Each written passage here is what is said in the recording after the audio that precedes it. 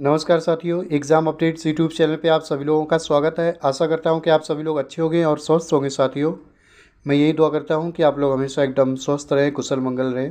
Friends, आज हम बात कर रहे हैं Uttar Pradesh police radio operator की, जिसमें आप लोगों को पता है अभी तक तो क्या फ्रेंड्स, डिप्लोमा वर्सेस बीटेक का जो मामला चल रहा है उसमें आखिर में माननीय न्यायालय की तरफ से ये जो डिप्लोमा वर्सेस बीटेक है एलिजिबिलिटी को लेके ये कब तक क्लियर हो जाएगा।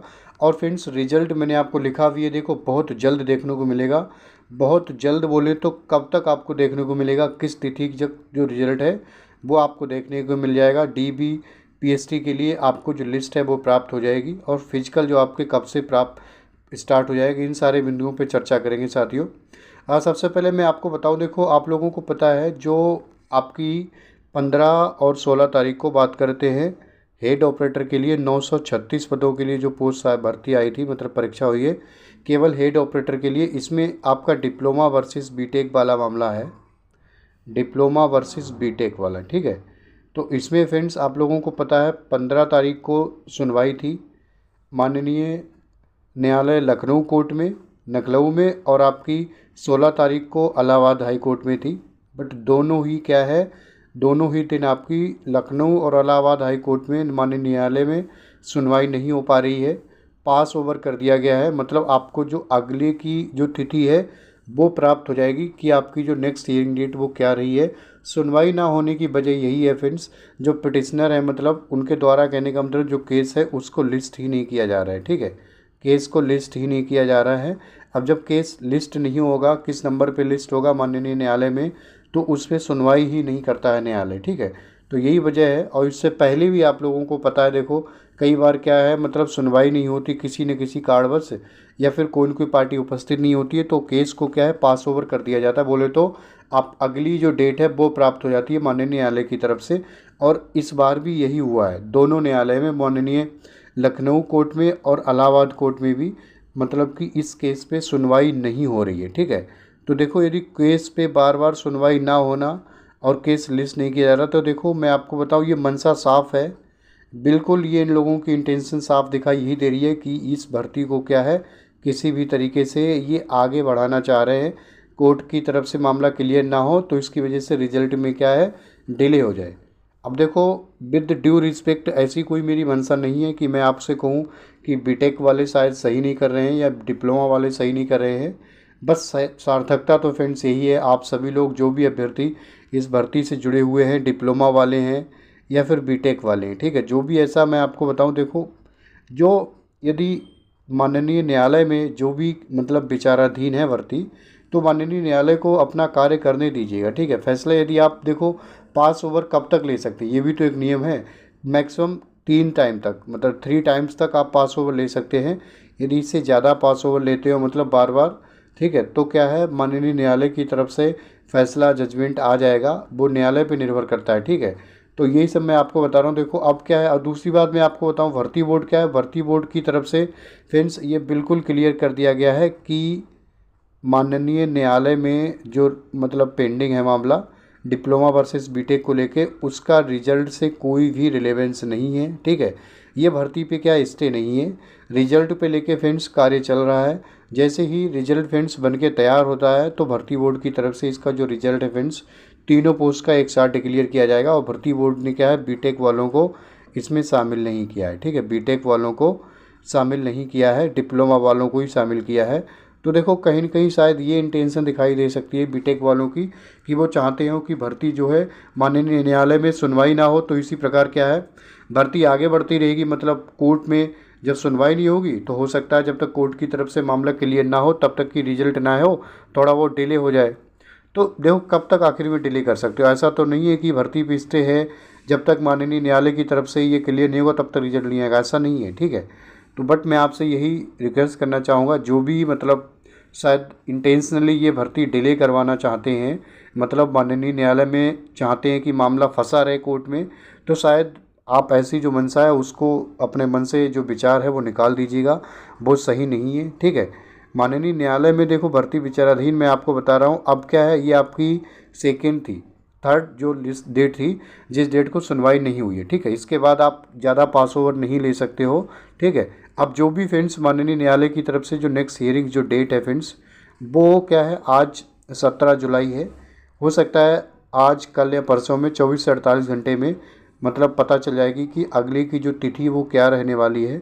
चांसेस है फ्रेंड्स कि जुलाई के लास्ट तक आपको जो नेक्स्ट हियरिंग जो डेट है वो प्राप्त हो जाएगी। ठीक है, तो उस दिन क्या है, पास ओवर मिलने के बहुत कम चांसेस है। उस दिन भर्ती पे जो स्टे है, जो स्टे है मतलब जो भर्ती पे डिप्लोमा वर्सेस बीटेक की एलिजिबिलिटी को लेके, तो वो फ्रेंड्स माननीय न्यायालय की तरफ से जो मामला है वो क्लियर कर दिया जाएगा। ठीक है, इसके बाद फ्रेंड्स आपका जो रिजल्ट है वो किसी भी प्रकार की इसमें डिले नहीं होने वाली है।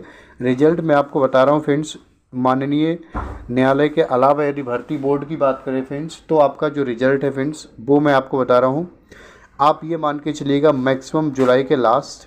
ठीक है, जुलाई के लास्ट, यदि और डिले लेके चलें थोड़ा बहुत तो अगस्त के प्रारंभ। ठीक है, अगस्त के प्रारंभ बोलें तो मैक्सिमम 10 अगस्त तक मैं आपको बता रहा हूँ ये जो रिज़ल्ट है इसका आपको देखने को मिल जाएगा मैक्सिमम 10 अगस्त तक। चांसेस हैं फ्रेंड्स, मैं आपको बता रहा हूँ कि जुलाई के लास्ट में ही आपको ये जो रिज़ल्ट है वो देखने को मिल जाएगा। देखो, आपको पता है इस भर्ती से जुड़े हुए बहुत से सम्माननीय टीचर हैं, शायद उनका नाम लेना सार्थक नहीं होगा, वो अच्छा प्रयत्न कर रहे हैं उन सभी अभ्यर्थियों के हित को लेके फ्रेंड्स, जो भी इस भर्ती से जुड़े हुए हैं, चाहे वो बीटेक वाले हों चाहे डिप्लोमा वाले हों, उनकी मंशा यही है कि जल्द से जल्द आपका जो रिजल्ट है वो लाने की प्रक्रिया है वो तेज़ की जाए। ठीक है, अब कुछ शायद मुझे लग रहा है असामाजिक तत्व ऐसे हैं जो चाहते हैं कि ये जो भर्ती है वो डिले हो, जो भर्ती है ये डिले हो। इसकी वजह से उनको शायद, मुझे नहीं लग रहा है कि डिले करने से उनको कहीं ना कहीं फ़ायदा है।